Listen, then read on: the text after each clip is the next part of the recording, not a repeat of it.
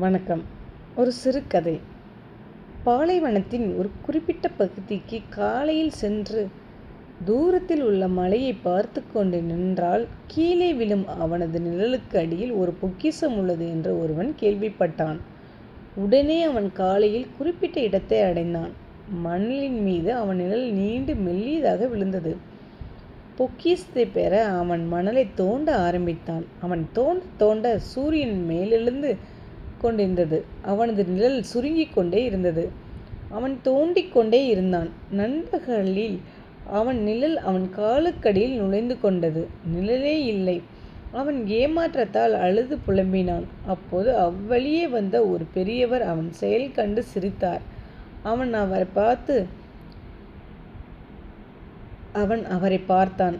அவர் கூறினார், இப்போதுதான் உன் நிழல் பொக்கிஷம் இருக்கும் சரியான இடத்தை காண்பிக்கிறது. அது உனக்குள்ளே இருக்கிறது என்றார்.